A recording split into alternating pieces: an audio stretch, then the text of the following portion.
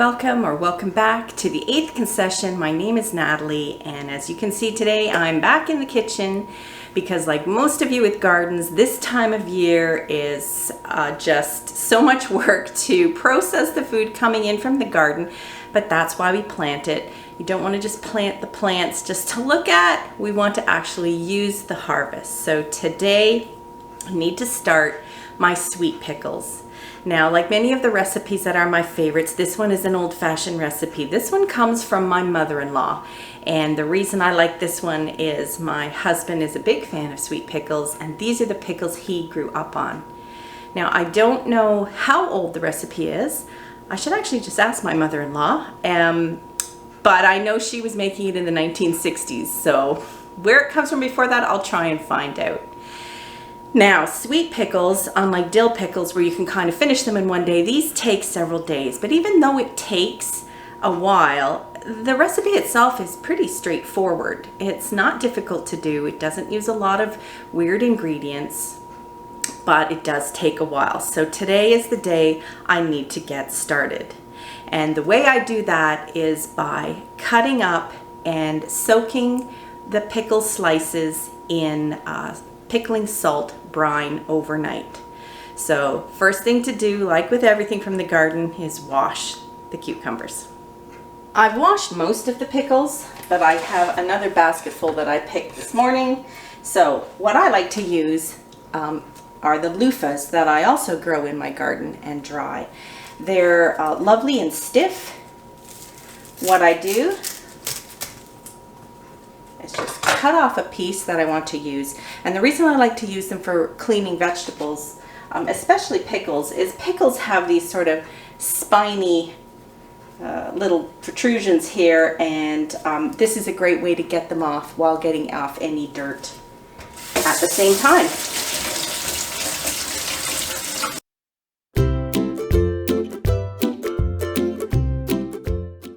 I'm going to start by simply slicing the cucumbers about 1/4 to 1/2 inch thick. That is, if they're too thin, then they just tend to be soggy. This will allow them pickles to keep their shape nicely. I'm going to discard the top and bottom of the cucumbers. I'm going to place them in a bowl and add pickling salt and boiling water. They're going to be covered, and that's it for the first day. Now, the recipe I have from my mother-in-law calls for a 6-quart basket of small cucumbers. Now, I don't have a 6-quart basket here, but I know it's roughly this size, and I know I have more than that. In fact, I'm pretty sure I have at least 12 quarts here. So I'm going to make a double batch. Let's get to slicing.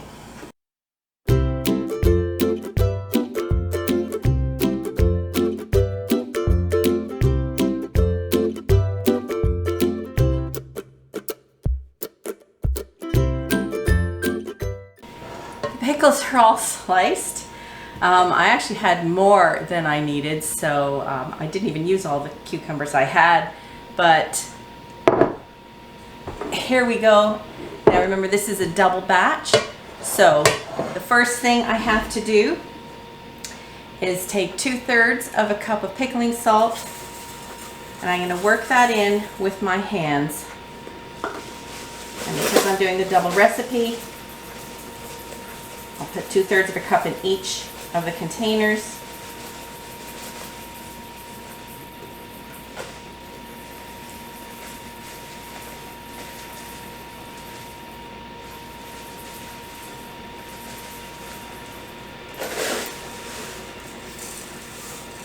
I think there's a little bit more in that one, so I'm just going to add a bit of pickling salt to that one. Wash my hands, obviously, and just work it around so that salt gets on all the cucumbers.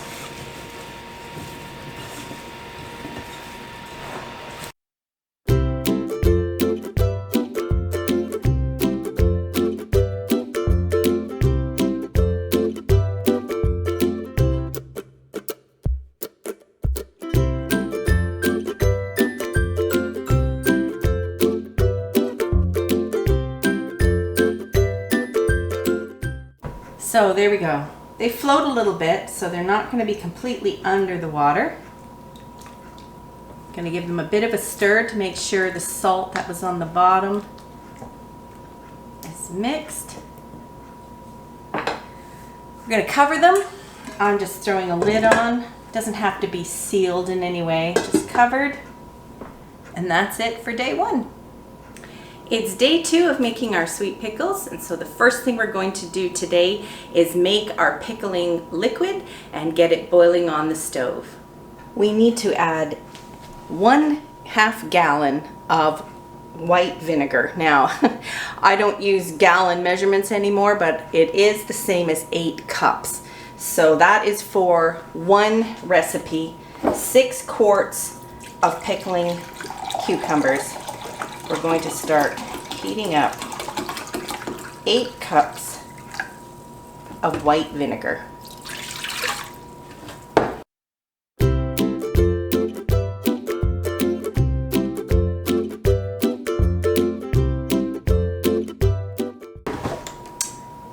Then 4 teaspoons dry mustard powder. Let's get that heating up. 4 tablespoons of salt.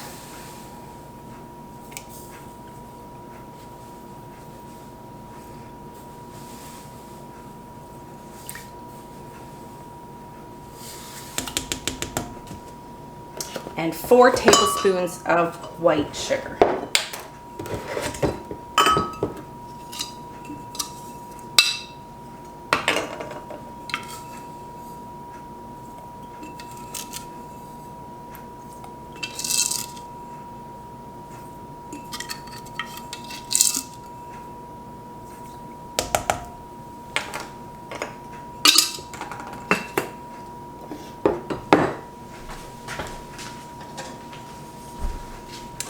I'm going to stir that all together and bring it to a boil. Now, of course, because I'm making a double batch, I'm going to do this a second time. I didn't just double it in the same pot because I like to make sure of my measurements. So I'm going to make this one, and then I'm going to do the same all over again for my double batch. While that's coming to a boil, let's talk about crocks. Now, this is one of my crocks. I actually have 3 different sizes. You can see this here is a number 3. That means it's a 3-gallon crock. Now, this is from Medalta in Alberta, Medicine Hat, Alberta. But even though in Canada we're metric now, the crocks were usually made back when we were still using the imperial system. So this is 3-gallon crock. Now this is going to be plenty big enough for a double batch. When I used to make a single batch, I also have a 2-gallon crock, and that was also plenty big enough. Now, where can you get a crock? I got my crock secondhand. You can look online for secondhand markets like Kijiji or Craigslist. You can look in antique stores. You have to be careful there. You have to be careful that they're still in good shape. There are a lot of crocks that have sort of a dark brown glaze on them, and I didn't like them as much because I couldn't see for sure that they were clean and that they didn't have cracks. So you can see mine is this light glaze all the way down, so I could see that it was in good condition.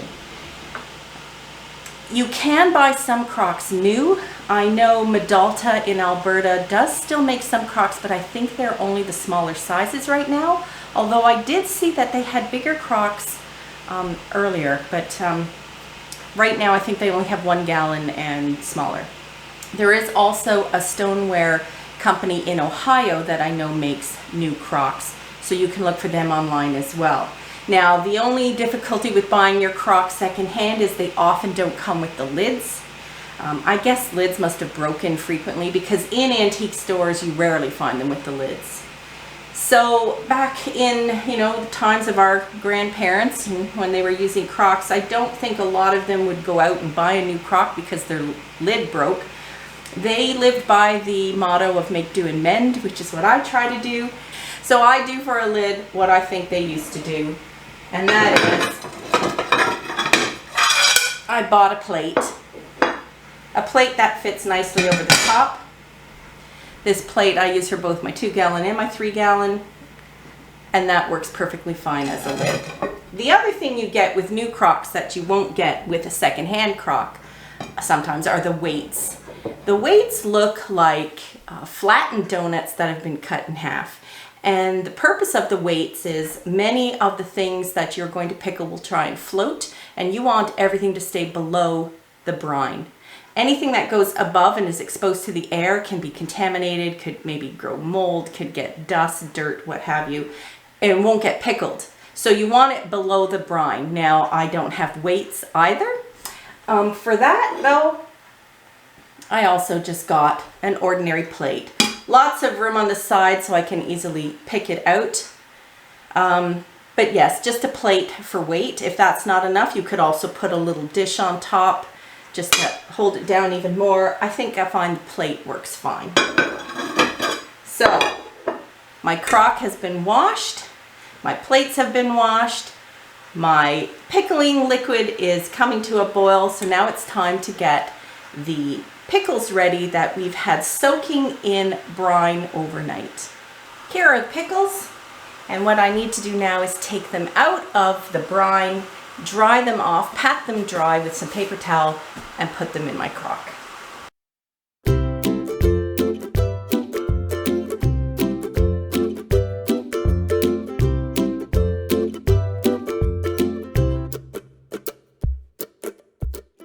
I have my first batch in my crock. See them in there, the dried off pickles. And the next thing I have to do is add my pickling spice. Now this recipe calls for me to use a bit of cheesecloth and add half a cup of pickling spice into the cheesecloth.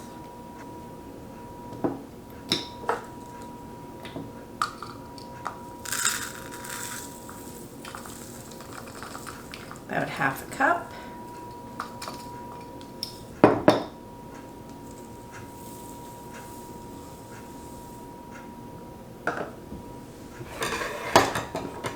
And then I'm just going to use a bit of crochet cotton to tie it up into a little pouch.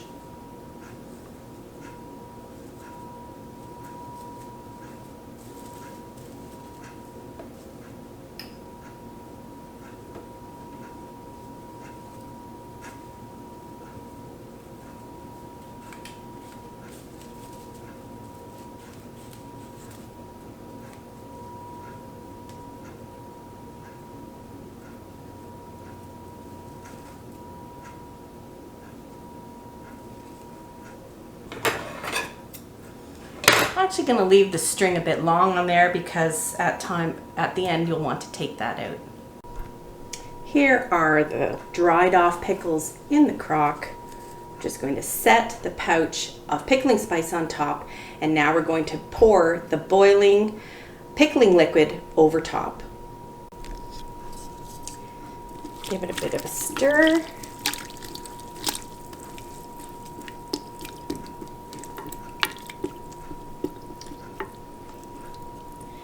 And this is where the plate will come in handy to make sure that all these pickles stay in the pickling liquid. But because I'm going to make a second batch, I'm going to add more cucumbers on top and another bag of pickling spice and another batch of the hot boiling pickling brine. Now our sweet pickles aren't done yet. They're going to need sugar added to them every day to make them sweet. So I'm going to keep my crock nearby in the kitchen here covered, and then I'm going to be able to finish the process of adding the sugar each day. And in the end, then when it's all done, I will move my crock down to my cold cellar, and after about 2 months, we'll be enjoying some delicious sweet pickles. So we're on day 3 of making our sweet pickles. We've had our cucumbers soaking in the pickling liquid overnight, and now we have to make the pickles sweet. So the recipe calls for 5 pounds of sugar, and in Canada that is our 2 kilogram bag.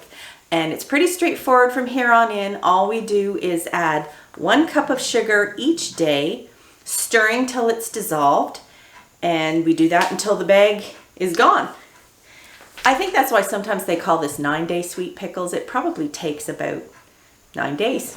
So that's what we're going to do today and every day going forward until our sugar is gone. And of course, because I've doubled the batch, I'm going to use two 2-kilogram bags. I'm going to add 2 cups of sugar each day. So let's do that.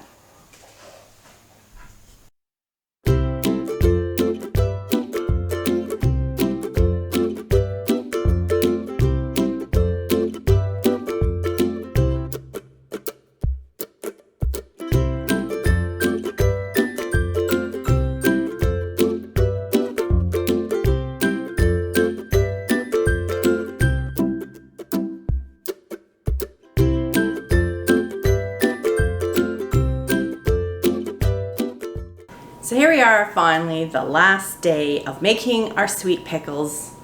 I'm down to my last cup and a bit of sugar. So let's pour the rest of it in. Take off our lid. Our weight was kind of sinking down.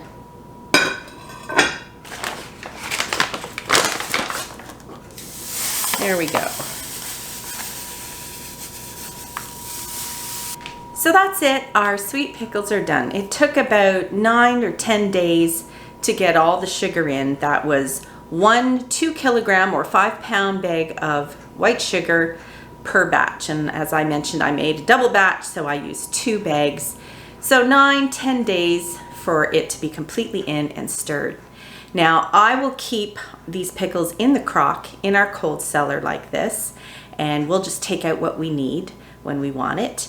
And then if there are any pickles still left in the crock by Christmas time, which there almost never is in our house, but let's say there were some pickles left, that's when I would jar them just to give them a longer shelf life. But up until Christmas, so it's now August, so for the next 3 months, we will just eat them out of the crock. They will stay perfectly fine under the liquid, and they're crunchy and delicious. I hope you've enjoyed making sweet pickles with me. Bye for now.